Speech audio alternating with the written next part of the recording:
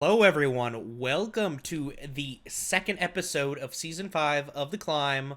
I am your host, Proton Plat Player, joined by the ever lovely, still image versions of themselves, Gumby Power and Peak Performance. And how are you doing, Gumby? Real quick, I'll talk to Gumby first. Gumby, how you doing? I'm doing pretty good. Just chilling. Okay. Pretty excited to be on the climb today and do some content. All right, now we'll speak to your mortal rival, Peak. How are you feeling? This is gonna be fun. I loved watching the first episode, and now I get to be part of the second one. Yeah, real quick, so you guys seem like you know each other pretty well. So why don't one of you or both of you give me the backstory there? Yeah, Um, we play for the same university team, and we've been playing together for the last 3, 4 years. Oh, Um, what team? we've U Ottawa Garnet, so that was Oh our wow. official team. So we've been playing like competitive league for the highest division, like CLOL, and we've been competing against like teams across the US and Canada, scrimming a lot. So I know pretty much everything about Gumby, even things he doesn't know about himself, which uh, Well, I'm using it in our games against him, but he doesn't oh know that. like stuff like he does in game. Yeah, stuff he does in game. I'm at a So disadvantage. yeah, but Oh, we play for the same team. We okay. know we have a pretty good back history. We're very competitive with each other. We always harass the other person if they're doing badly, if they do something wrong. They're gonna hear about it for sure. Yeah, the usual. Gotta make sure you talk your shit. Uh, we have been playing on the CL team. Unfortunately, we're disbanded because a couple of us have graduated. I'm still stuck in school, but they're all going on without me. But Going it's nice to on be able to going play on in without Summit. you. They're all going on without me. They're all graduated, but it's nice to Well, be able that's to you are too, right? You're gonna graduate and move on too. sooner or later get in there. Okay, sounds good. I'm Good luck in your journey. I'm, yeah, I'm not as old as my counterparts, but Hmm.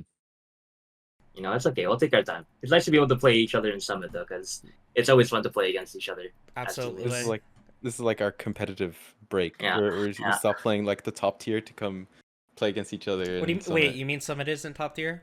Summit Premier League Oh, it isn't is top top tier? tier for sure. Oh, it is Oh, top I tier. was It's just just a Yeah, gonna yeah. different think it. form. It's Yeah. a different A form of different top form. tier. Yes, it's a different form of top Okay. tier. It's Exactly. okay. Exactly right.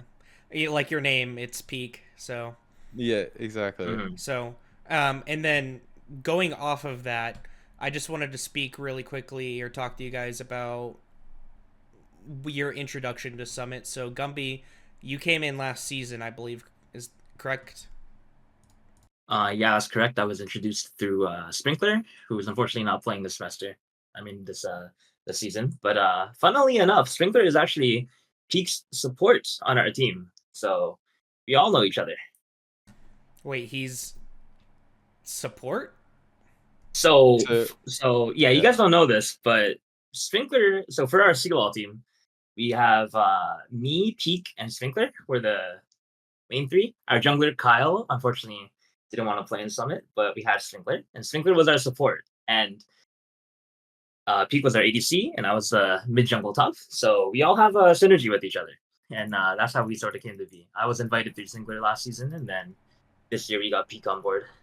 Yeah, and so Peak, probably not really that much to go off of like your backstory, your introduction to Summit. But is there anything you wanted to add about your like introduction to Summit? no, I mean I just watched Sprinkler and Gumby play last season, and I was watching the content that was being put out, and it seemed like a lot of fun, especially since you're taking, people are since we're so high ranked, we're not valued as much in points wise, so you're kind of helping your team learn the same macro that we're applying in CLL, and I thought that was a lot of fun. I was like, I had to join in for the next one.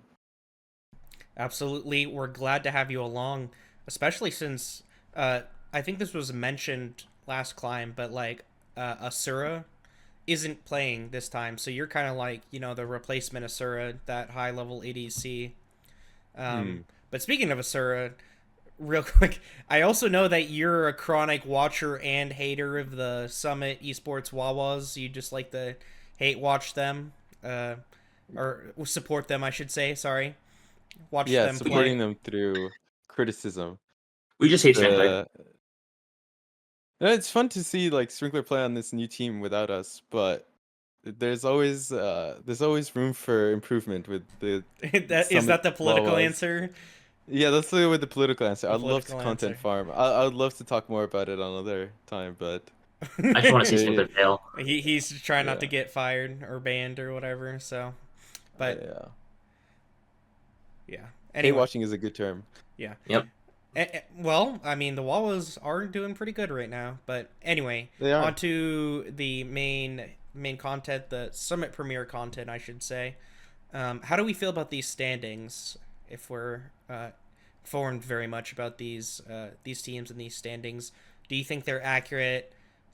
I'll have you go first, Gumby. Like, do you think that these are going to change very much, or do you think we've kind of seen the stratification, the kind of where the teams are going to be towards the end of the season?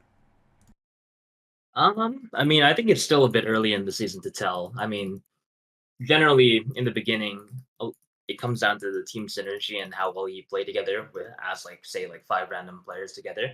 How well you mesh. Maybe there's like some optimizations you can do. I'll be honest. I think first place is quite fraudulent. I mean, as we know, Well, I was GSC. about to ask you, but you brought it up for me. So Yeah, I mean, it's pretty Oh, really? fraudulent, really. I mean, this early Wait, into the season, like, sure, it may look good, but let's be honest, they're probably wait, not going to be yeah. up there Gumby, for very long. where's your team? I can't see you in the My top team, five, yo, or Oh even man. top six actually. Wait, don't, you're not don't, even in the top eight. Where's don't your worry, team? my team will be going up soon. Okay, listen, Oh, really? soon I won't be handicapped playing on a range from 19 to 2000 ping. So Oh, maybe, just maybe, my gameplay will improve a little bit. Wait, you Thus, say 19 to 2000? yeah, yeah. my internet's pretty bad. Do you Sprinkler live in had a the same dorm? issue. No, we live in a house. Me and Oh. Sprinkler are actually roommates, but Oh, Tin our Lord. our internet, yeah, our internet seems to span some pretty horrific numbers. Last Nice. season, I remember I was playing mid lane against Psy, and I spiked to 2K ping for a good amount of time. Um, yeah, I mean, if anybody were to check my Twitch VODs, it would be quite obvious that I'm clearly playing very handicapped. But Maybe he's seeing that is using like going away, ping as like an excuse for some of his You know, horrific macro calls. well, I don't know about macro calls, but I guess that would explain some of your plays I saw last season. Ooh. But yes, yes. The probably the ping playing, the yeah, ping. we'll just blame every bad play on the ping. Don't worry, Gumby. Exactly, exactly. All right. But I guess Thank. soon I won't have an excuse. Yep. So Oh, well, I hope Mhm. it goes well, and then maybe anglers will hit that elo slingshot, and we'll see. most Um, definitely. and then Peak. How do you feel about these standings? I think these censorings are probably pretty good. I do think I was looking at Ohio, and when we played them, I felt like they had a good game one when we played against them. But it is a little confusing because I've heard a lot about how Owen is a top player, ISO mid, and OT Gator. I don't remember where exactly he was playing, but I feel like they shouldn't. They could have potentially won if they maybe swapped out their positions or like maybe changed it up a little bit. But maybe they think this is still the strongest roster. I mean, Owen did play a pretty good Viego, but we'll see how that goes for the future. Maybe with a little bit more time. Overall, though, I mean, I don't think that from watching all the games, or like as best I can, that uh, every team is like stuck, like, or like all these teams are very far apart. Personally, I think besides us, like Gar's team, and maybe Final Boss Esports, I think all the other ones are pretty close, and you could easily one could beat the other if they just get together and figure out their macro, figure out their positions and calls. Yeah. I mean that that's probably pretty correct. I do feel that the top three or even the top four are kind of there, and maybe the rest 5 through 10 can move around, but I do think that I think these standings are going to be pretty representative of what we'll see towards the end of the season. But talking over the standings, let's go real quick. Let's talk about that. You said the Ohio match. You said that it was Owen. Oh, Owen was Jungle. playing. Oh, sorry. Owen was playing jungle, and OT Gator was playing mid. And this is something that I actually wanted to discuss because this was brought up last. This was, excuse me. This was brought up last week as well. Do you think that kind of having somebody who's kind of like known as the top lane god, and somebody in OT Gator who usually plays jungle, having this role swap, do you think that this is the most optimal thing for Ohio? I definitely don't think that they should. I mean, if their mid laner is a jungle player, and as long as they're a decent jungle player, I'm not saying like if they're like really low and can't figure out the macro or can't listen to the macro call, I feel like having your best player on a side lane, like a mid lane or top lane, is probably the most optimal. As long as you get to control where your jungler is going, it's probably better for you. Because it feels weird to have, let's say, O and B, who's like, I haven't played last season, so I don't know all these players very well, and I'm just going off of what I've been told from either Gar and my team and Gumby. But apparently Owen is a very good top laner, so I don't know why they just don't slap him on top lane and just have his champ pool reflect like a more side laning split push carry kind of style with a strong side jungle player. So it looks like they actually did in their series against Chill Guys. They still lost 2-1, but they did win a game. And they did the role swap where they put Owen top lane, OT Gator jungle, and ISO Didact mid. So maybe we'll see more success with that in the future. Again, ISO Didact kind of had a rough game in game 3. Won an 8 on the Xerath Mhm. against Cisco, but maybe they are starting to think that role swapping back to what people might consider more optimal is better. What do you think about that, Gumby? I mean, role swap is really, really OP if you can pull it off. You kind of need a couple players to be able to No, have roll different swap's not champ lane swap. pools. Roll Sorry? swap. So they swapped around. Owen went to play top lane instead of jungle, not lane swapping as in like swap their bot lane for Oh, I top. see, I see. Well, I mean, sometimes you get bored of top lane, Like I've been there. Okay. Like listen. I played 3 roles All right. now, and if you're playing It's top lane and yeah, you're yeah. not red side, it's kind of just GG. Let's be honest. Just go next lane. Like if you're red side, or I mean blue side, and you're top lane, like you kind of just want to FF. Like why play? So in times like that, like just go jungle. It's time to just swap roles. It will make your life much easier. So it's actually it's definitely a good shot if you can pull it off. I think. Yeah, I'm looking at this game. They're referencing the Chill Guys versus Ohio.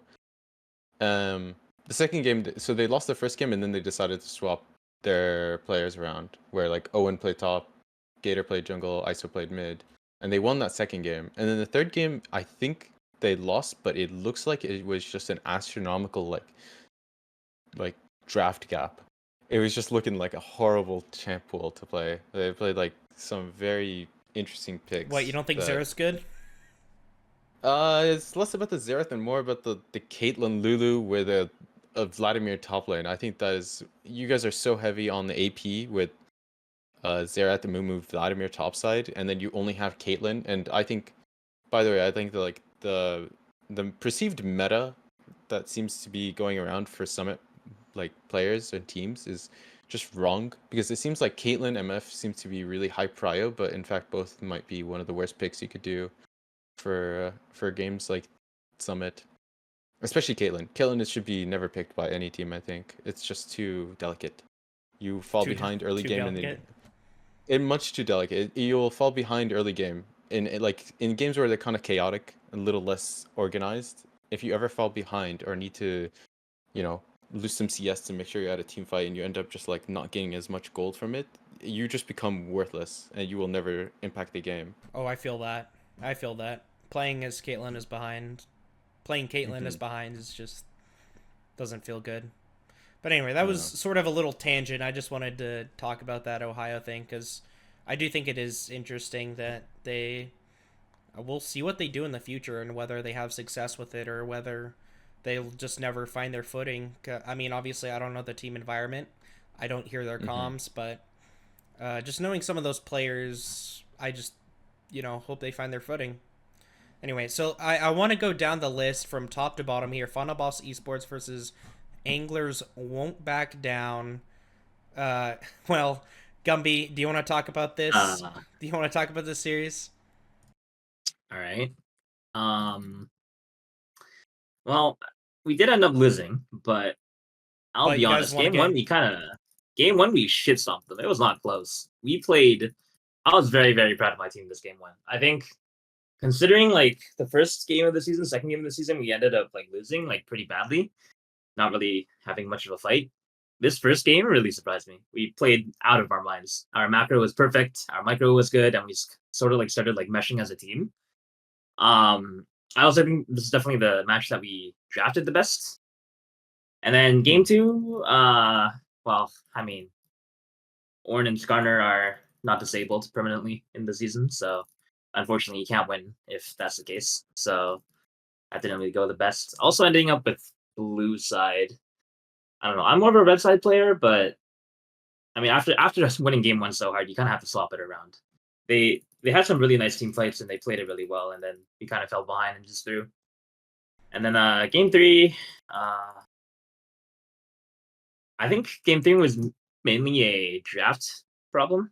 We messed up the draft pretty bad. We should have got rid of the Garen as well. It, I mean, we ended up banning the Skarner and the Ornn, so it's like we can kind of win, but we kind of ego let the Garen through. We definitely should have got rid of the Garen as well, and then sort of play from there. And then maybe I don't pick Silas because that champion sucks. Let me pick something else. But yeah, overall, I think a good series. Not too unhappy about the loss. Still early in the season, and we're starting to understand how our team works together as well. Absolutely. I do really think that that win is also going to be like a big morale boost for you guys, especially, winning in that fashion. I hope you guys can turn it around. I'd like to see you guys go up the standings as well. Get to see Gumbert Power in the quarterfinals and semifinals and finals.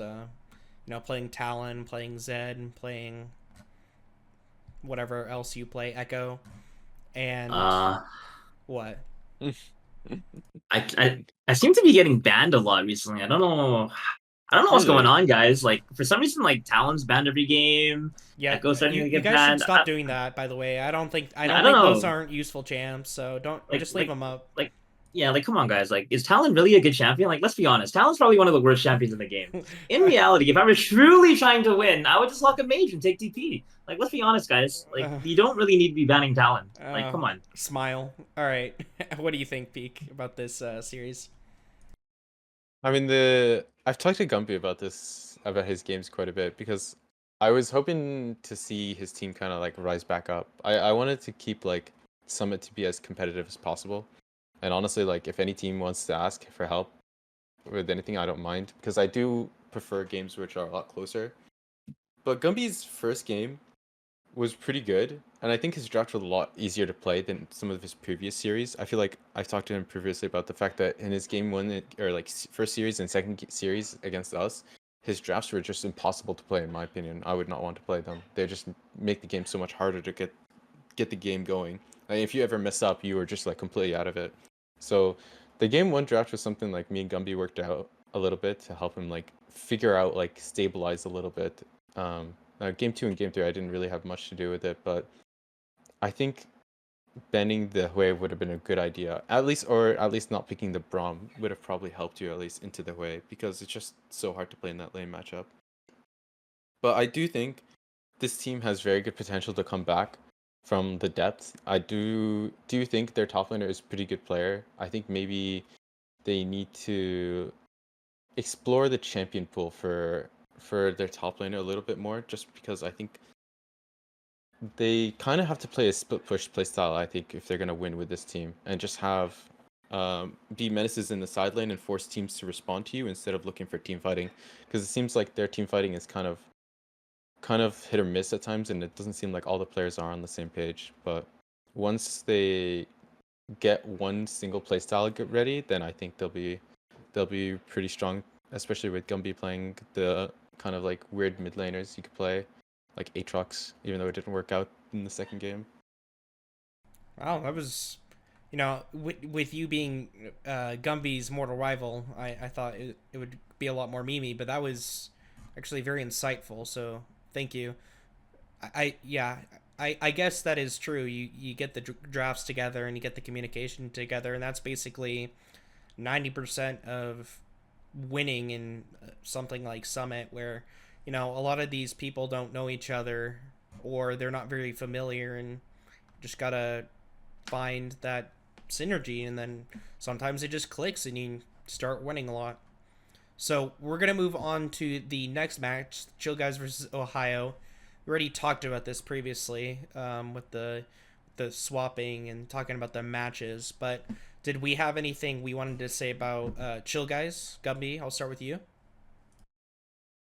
Um, their drafts look very, very, very standard. I mean, not that that is a bad thing. I mean, generally, if you pick standard comps, they're always going to be easy to execute and really like effective and simple.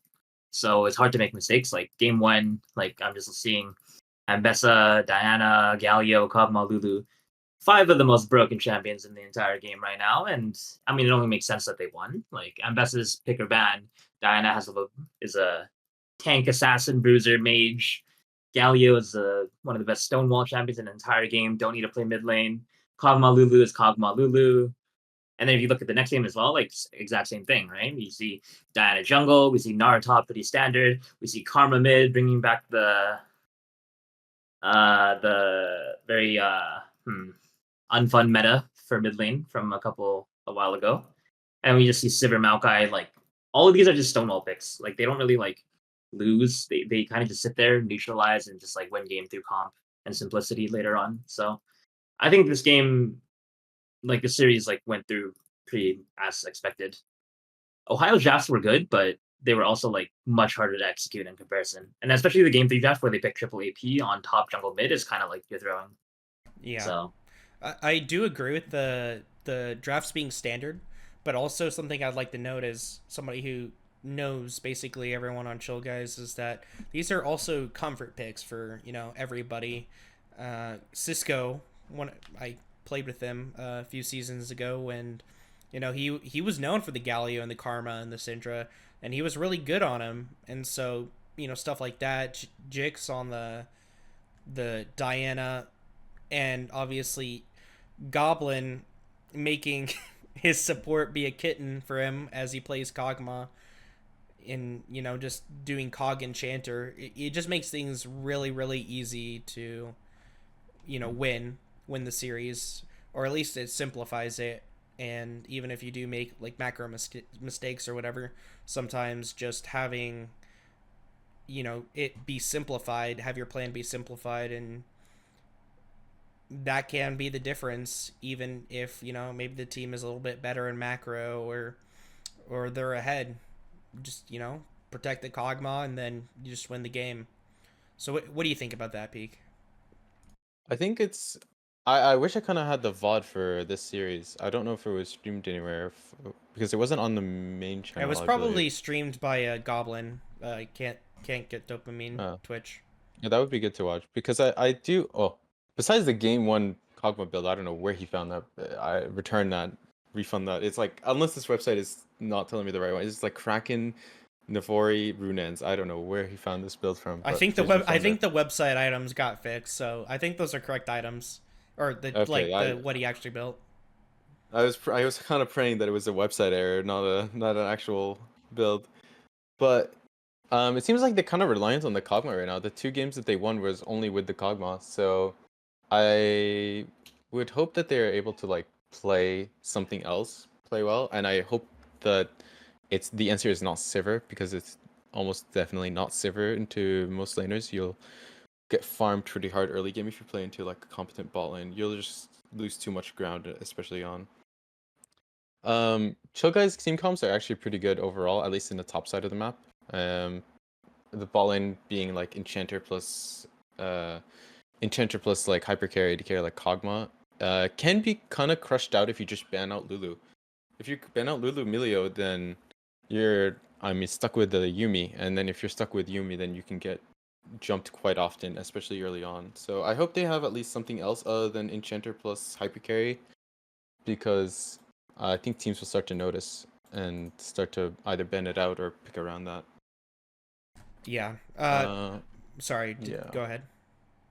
No, I was gonna say like Ohio's team definitely has if they played the same team comps that Chill Guys played, they might have had a better chance at winning. It might have been a bit closer of a series, but I think all these players are pretty close to each other in terms of skill. I don't think there's like a especially grandiose like skill disparity in Summit, at least for the most part.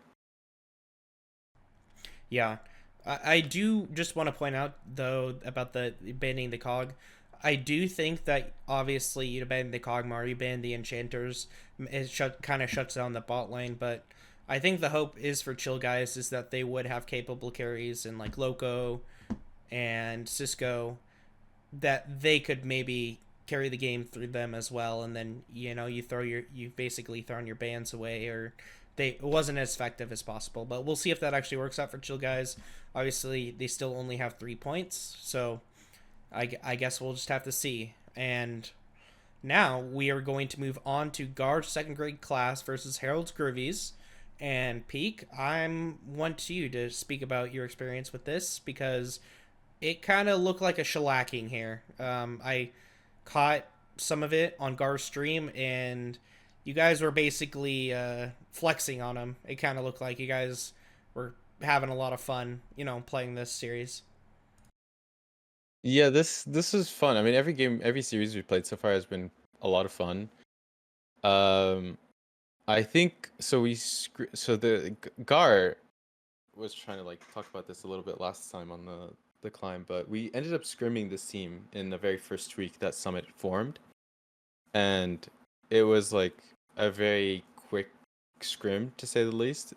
But I was hopeful that this team, after maybe like another 2 weeks, I assumed that they would be scrimming a lot more, since they were one of the first teams that actually ended up being available to scrim, and they did improve a lot on their drafting, at least, especially since the first time I met them. But they're I don't know, it's something is missing. I mean, their bot lane just like couldn't stabilize enough for their mid top jungle to be able to look for a carry, like a way to climb, to claw their way back into the game.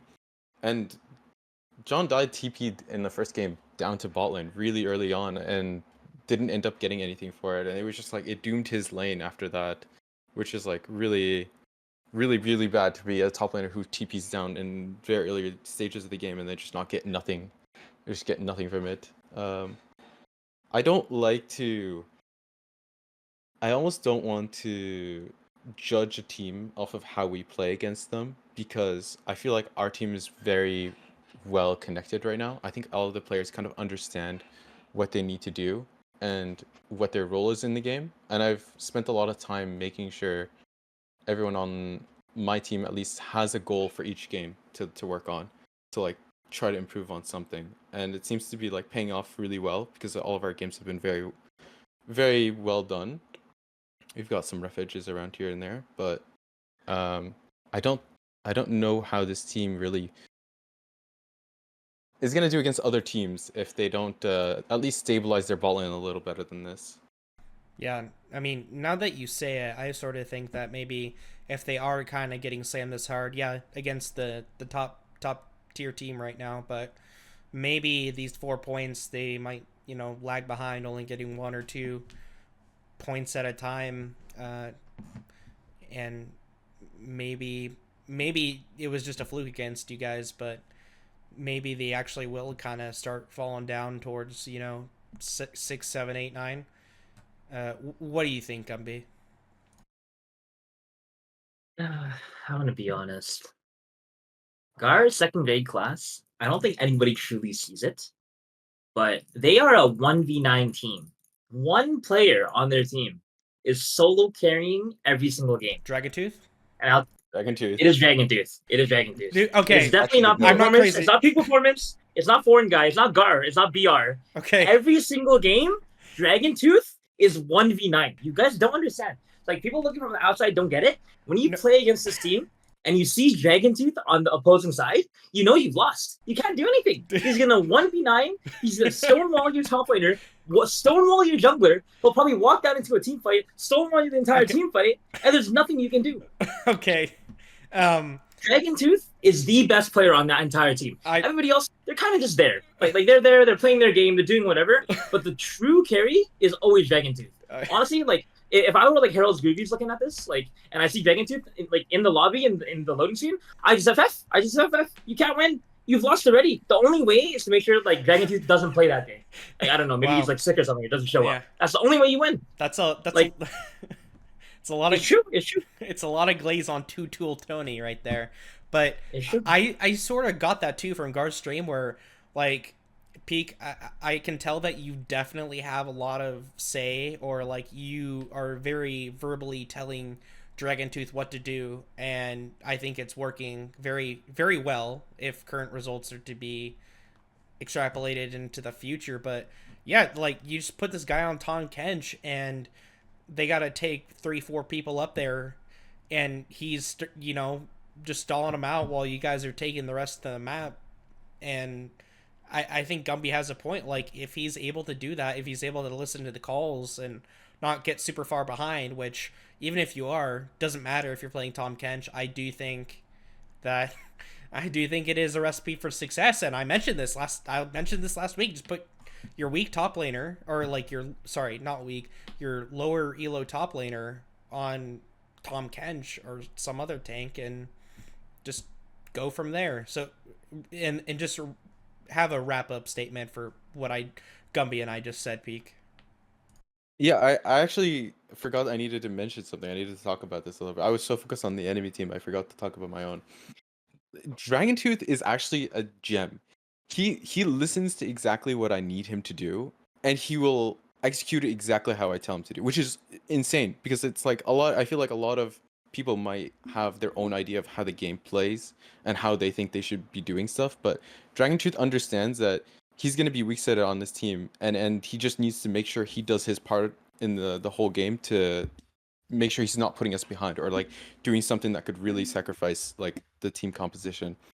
I flamed Gar about this last week when he was on the climb and he wasn't glazing our team. I told him, like, your team is at the top of the leaderboard. We are stomping every team out there right now, and you didn't put even 2 minutes into glazing all the players. So I'm gonna take a second to Gar's was already played jungle, had already played jungle a little bit, but I worked with him a little bit more about focusing on keeping his CS up, and he's taken it to heart and done really well on that. I think his pathing has gotten exponentially better from the first time I saw it. Foreign guy is like, I don't know how an AD carry main can play mid lane at this level and just be completely fine. He's winning lanes, you know, when I don't expect anything because he's off-rolled. And BR is hitting hooks and hitting skill shots like I've never seen any support in even my GM games hit. I swear to God, this guy might have something like hidden in his PC. Check his PC. It. Check him. I PC. don't know. Check his PC. Yeah. This team is like, the biggest benefit of this team and the biggest strength of this team is that they listen, and it's very easy for me to come in and having played on Garnet with Gumby and Sprinkler on that team. Me and Sprinkler were usually the main shot callers of the team. So now coming into this team, it's a little bit different because now I have to think out loud to exactly what I'm trying to do. So I'm always talking in a 30-minute game. I always have to keep like everyone in the same page as me, and then it just works out way better that way. Yeah, I mean, having two of the biggest frauds on your team, Peak Performance and Dragon Tooth, it's. You're calling Dragon Tooth a Wait, fraud? wait, How dare wait, you? wait a second. Dragon Tooth is the biggest fraud. Listen, If I am worth 0 points, then Dragon Tooth has to be worth 0 points too. I'll be honest. Like, dude, one day I was with Peak. We were live viewing his games. I looked up and I thought I was watching Challenger gameplay. Like, honestly, it looked the same as my teammates when I play solo queue. And like the other fraud is just obviously just you. No, like how are you even like on this team? You don't deserve it, bro. You don't even play nearly as good as Dragon Tooth. It's actually crazy. You're getting carried every single game. The second fraud. Yeah, it's apparent. Okay, well, thank you both Gumby and Peak for those great pieces of content that people are going to quote and probably mention in trash talk or in general or Dragon Tooth is a god is going to get quoted or whatever you said, Gumby. But we're going to move on to Possum Posse versus Tubby's Pookies. And honestly, I don't think there's really a whole lot to say about this series other than I don't know whether Possum Posse is just really good, which it seems like they are, or whether Tubby's Pookies is just struggling and the weaknesses that were discussed last week are being exploited. So I want to start with you, Gumby. What do you think? So I played against Possum Posse before. I believe we played them the first week.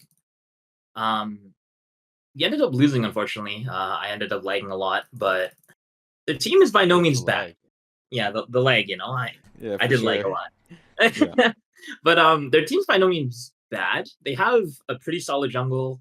Nico's really good. Thim's good. X is like pretty stable. The big thing is the champions they play are just the most broken champions in the game right now.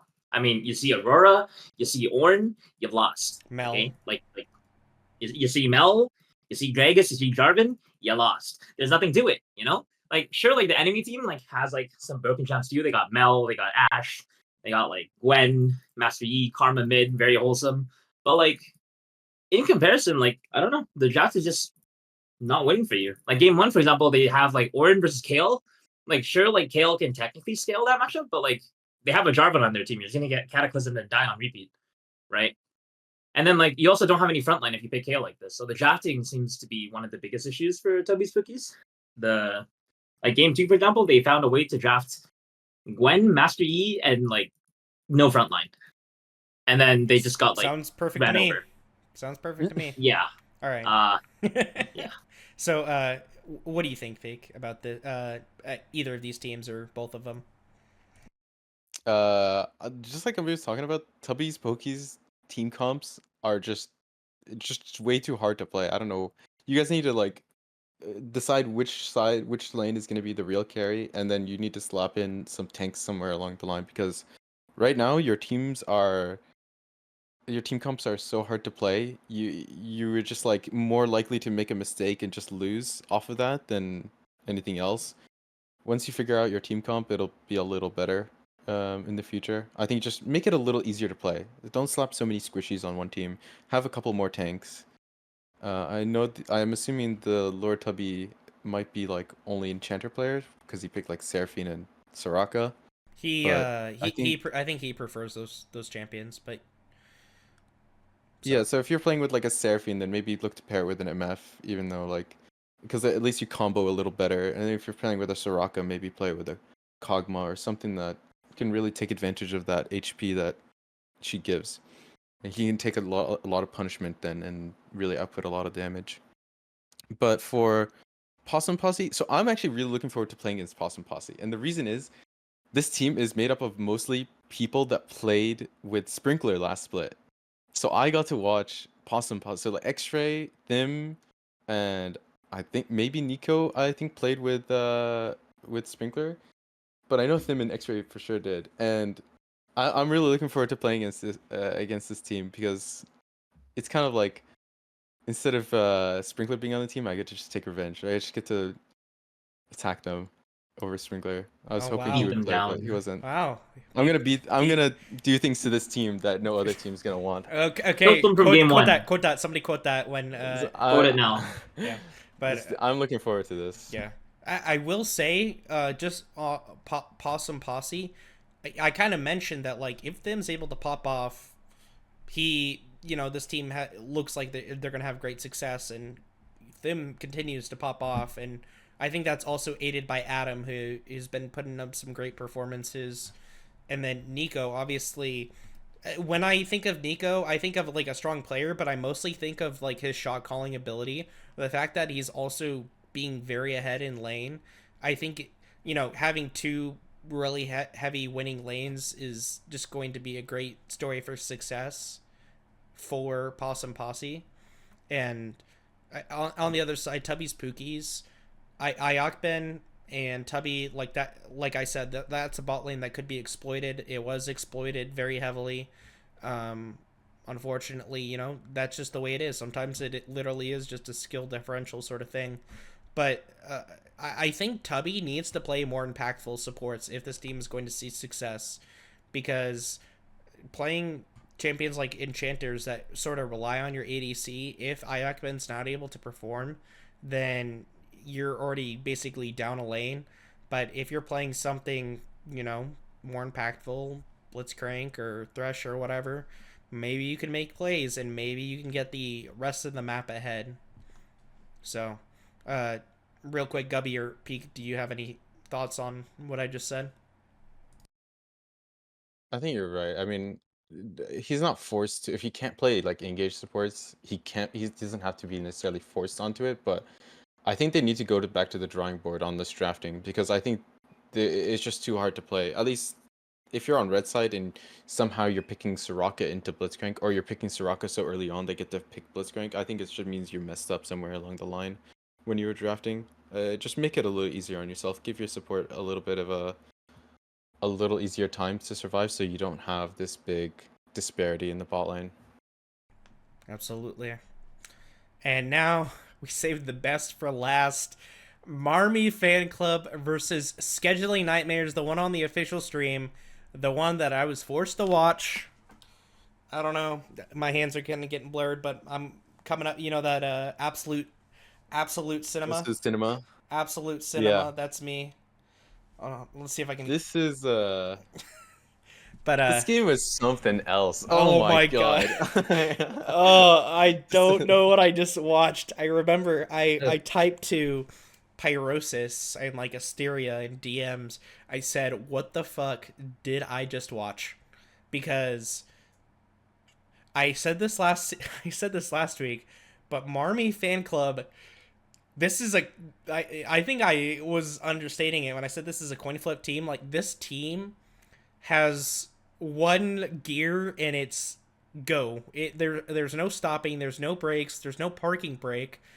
High octane fuel with nitro, with nitrous, and this team just goes, and somehow it's worked out for them. Granted, they only have 6 points because they taken it to 3 games each time, because their the way they play, they freaking throw coin, like I said, they coin flip. And so I do think this is a top team, but oh my god, I get heart pain every time I watch this team. I lose brain cells. Peak, you sounded like you were interested, so we'll have you go first, and we'll have Gumby talk.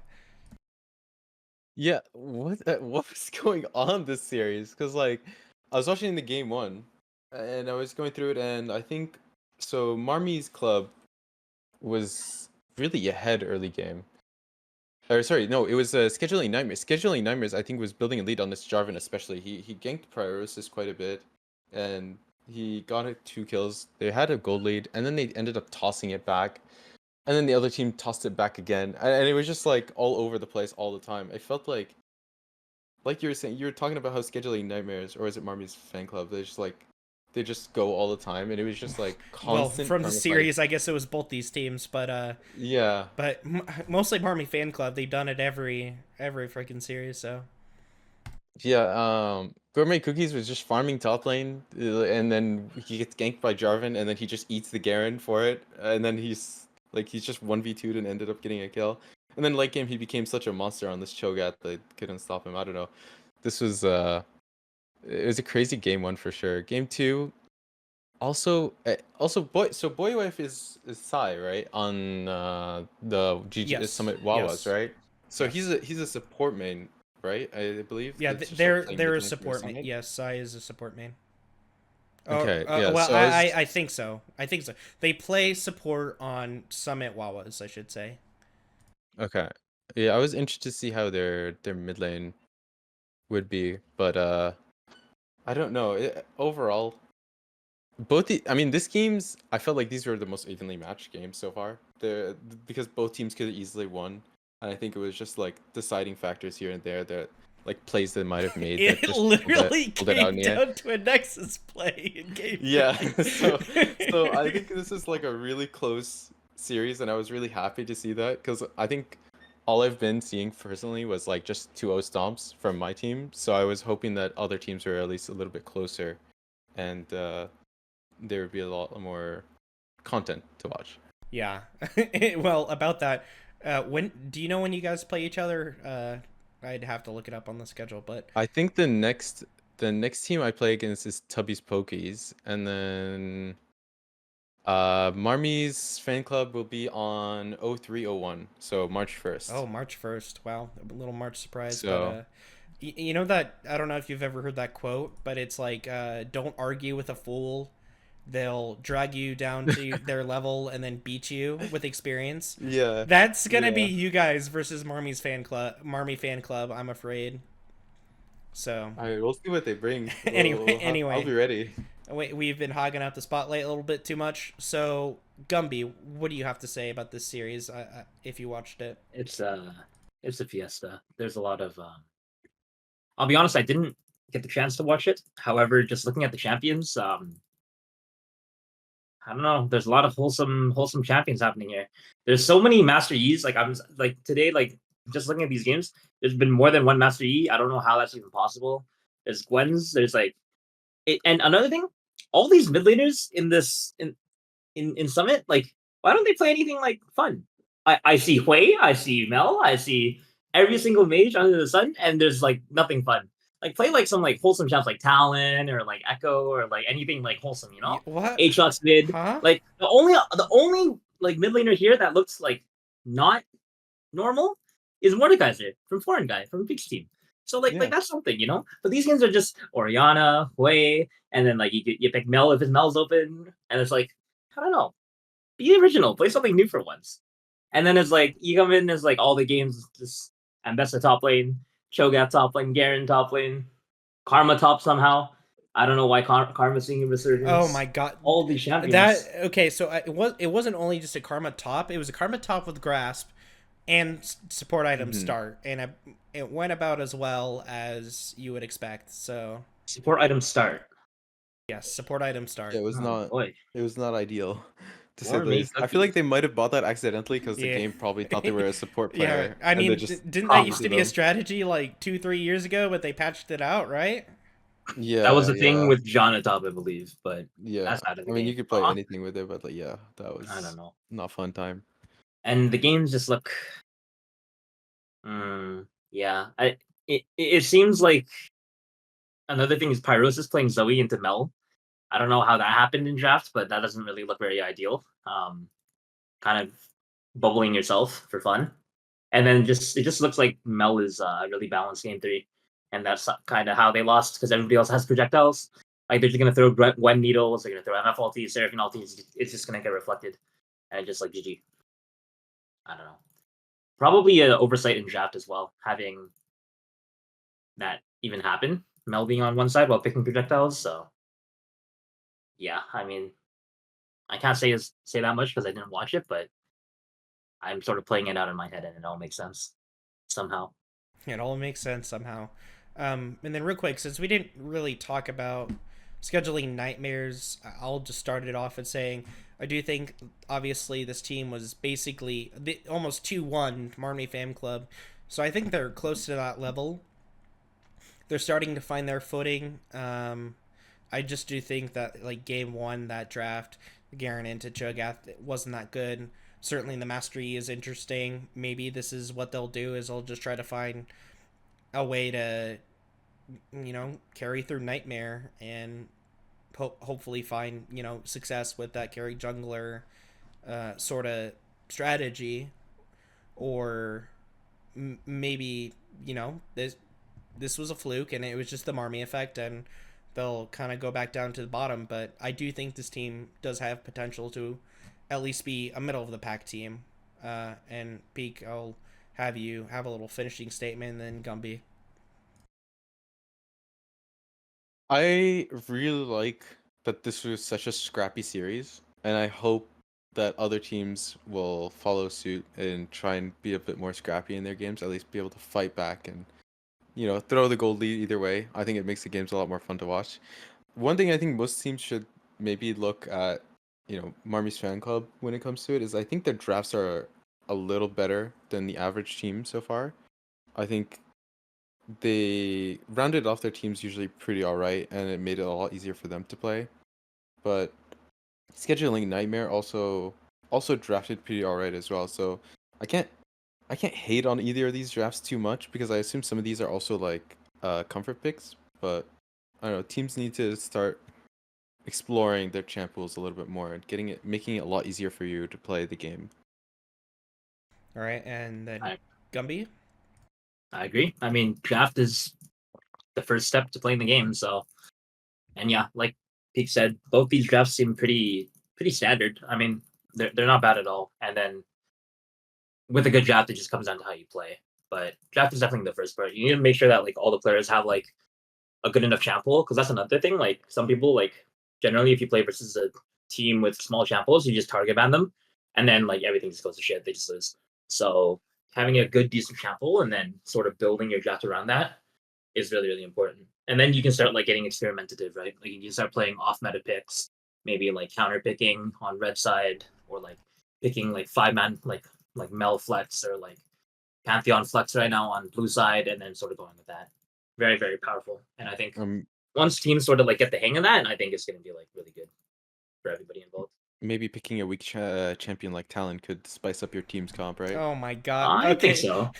Yeah, I think so. I'll be Well, honest. speaking of stuff like that, we're going to kind of sort of go into predictions for next week.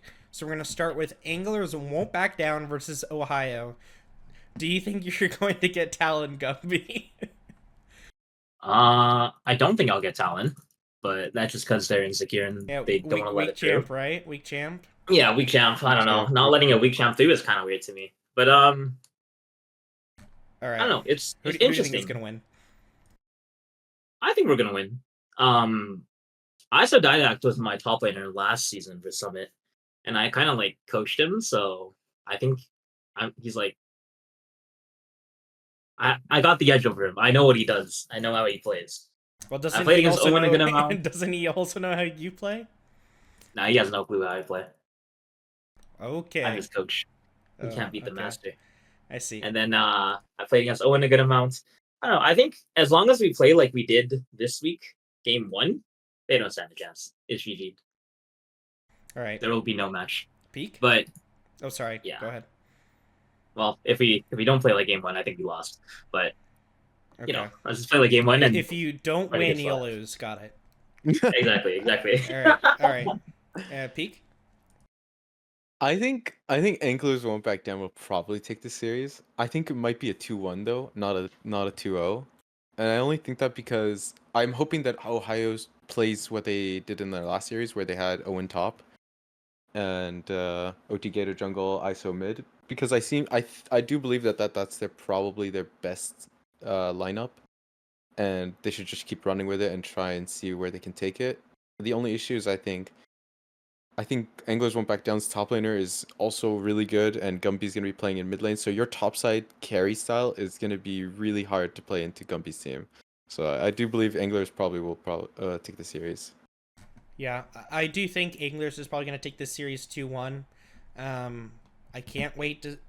I don't think this game is going to be won through mid though, because I do think ISO Didact is going to gap the shit out of Gumby. So Yeah, fraud alert. yeah, fraud alert, and that'll be fun to clip and watch. And yeah, I think that's all to say about that. So we all kind of agree Anglers is going to win, but probably going to be close series. So we'll go on to the next one.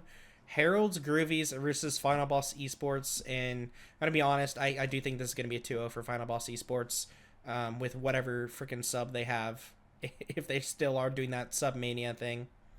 Gumby, what do you think? I played against Final Boss this week, so I think they do have a strong team. About the Submania thing, I don't know what's going on with the subs. They had Gamer D and Ryan. They had 2 subs roster, so I'm not quite sure how that's happening. But and regarding Herald's Groovies, I haven't really played much against this team. I don't really know how they play, but just from what I see, I'd say that Final Boss is most likely going to win. They have relatively a pretty stable team to work with. All right, Peak. Final Boss is probably gonna take the series 2-0, because I think Herald's Groovy still has a lot of stuff to work on, whereas Final Boss seems to be a little bit more stable. I do pray that Final Boss, gets their lineup figured out because I want them to be as strong as possible when they get to me. I wouldn't want to play into a team that has one or two subs and maybe they can use that as an excuse. But for Harold's Groovies, I think Biddy is a strong player from the looks of it so far. And I think if they play around him a little bit more, they might actually have a chance to take a game off of Final Boss as well.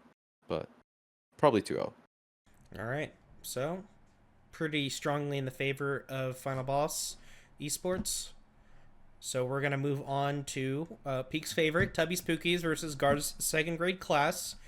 We all know it's going to be a 2-0 Tubby Spookies. And a discussion. On Agreed. to the next one. Sorry, I read the script wrong. But Peak, what do you think? I think it's gonna be a 2-0. Oh, might- so you agree with me? Oh yeah, I agree with you. Tubby Spookies is looking like a really really strong team. I'm kind of scared. I'm not sure what we're really gonna ban out. All 5 players are like on another level, so we're gonna have to figure that out. I don't know. We'll see. I don't know if you load in and you see Dragon Tooth in top lane, I think it's as good as GG. But otherwise, I think Tubby Spookies may just roll your team. Okay. Peak. I don't know. I think you might just get rolled. Okay, so Gumpy's actually going for Tubby's Pookies. I will say that I do think this is going to be a 2 Guard second grade class. The bot lane weakness that I talked about, Peak, I think you're going to put on a not safe for work level performance in that bot lane. I don't think it's going to be pretty.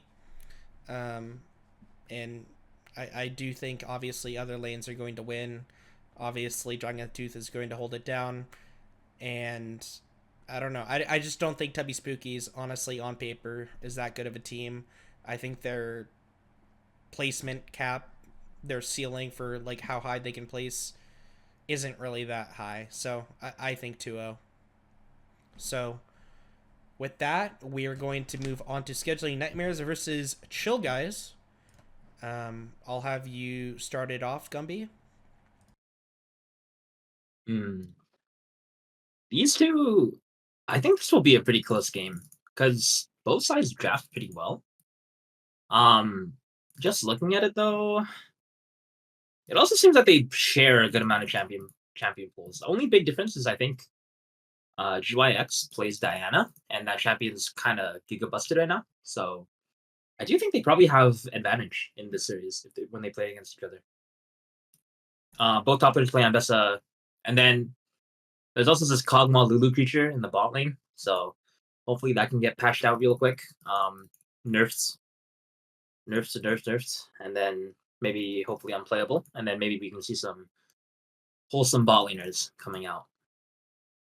Like Talon. But no, like Seraphine, Hui, and Lux. Yeah. The real wholesome bot laners. So you think Chill Guys is going to win? I think. Yeah, I think Chill Guys is gonna win. I think it's gonna be 2-1 though. I don't think it's gonna be a stomp. This should be a fun game to watch. I sort of It should agree. be close. These teams, I feel like, are pretty comparable. I don't really know how to place them though, one over the other. I do think Chill Guys though, just based off the fact that if you play these really simple standard compositions where you just have Cog plus an Enchanter or just empower Goblin to carry, could see success in this series. But I do think it's going to be a 2-1 Chill Guys. And then Peak. I think that actually scheduling Nightmares might win this one, but it just by a hair. This is probably going to be a really close series, and I think it can go either way. But I'm kind of preferring, when it comes to like drafting, I'm kind of preferring the way scheduling Nightmares is playing a little bit better, like the draft style they're taking. I think it's very easy to ban out just the bot lane for Chill Guys and not having to worry about that Kog'Maw or that Lulu, and then seeing what they have, because I mean so far they kind of suffered when they didn't have that, so we'll see how it goes. All right.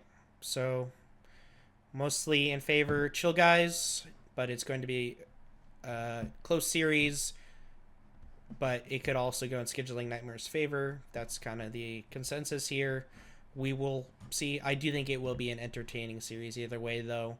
Kind of Marmy-ish. And speaking of Marmy-ish, we're gonna the best for last. Marmy Fan Club versus Possum Posse. I'm just gonna say. Sorry, I keep on going the wrong way. But I do think this is gonna be. I do think this is gonna be another Marmy effect.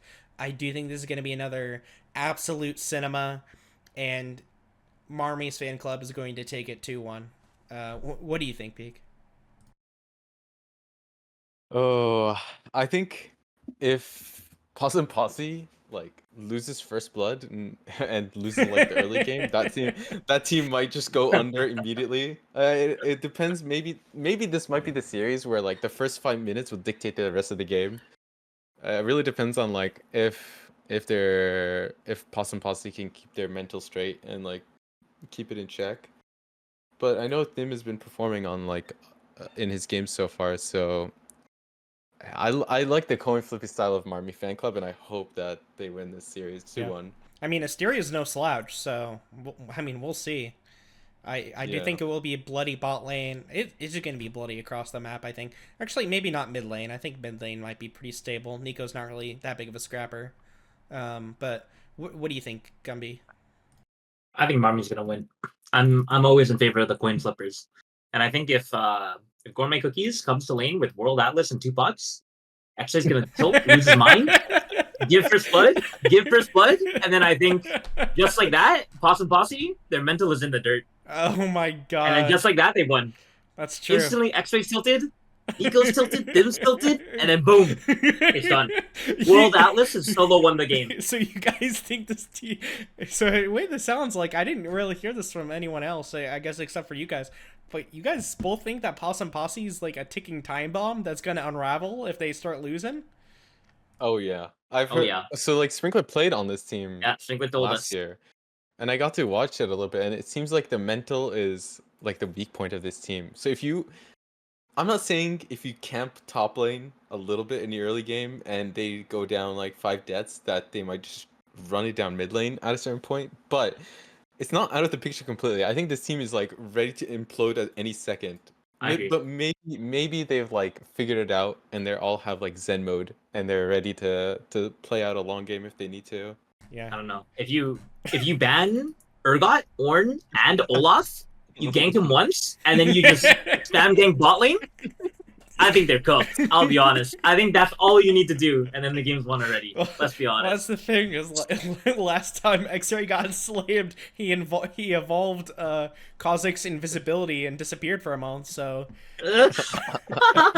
So, maybe we'll see. We'll have to see. Anyway. All in favor of Marmy Fan Club. Marmy Fan Club. Absolute peak, but I hope it is a 3-game series, but I mean, we'll just have to see. But that pretty much wraps it up, and man, this is turning out to be a long episode, just over an hour. So I just wanted to wrap it up really quickly by saying thank you guys for being here. Gumby and Peak, you provided a lot of analysis, and you guys also had a great rapport, great synergy, I should say. I don't really know how to say it. You guys work well together, obviously, and so I think this is going to be a great episode. And any final thoughts, Gumby? In fact, I think we don't work well together. I think Peak Performance is actually probably the worst player I've ever seen in my life, and he's solo getting carried by his team. Let's be honest. Okay. Yeah. Gumby's just a fraud. Guys, just ban out Talon Echo. And then keep banning shit champions, bro. I get it. Yeah, ban the shitter champion. I understand. He has nothing to play. I promise you, he has nothing. As soon as you force him on like a mage mid lane, you've already won. There's no losing that. Yeah. All right, Peak. Any final thoughts?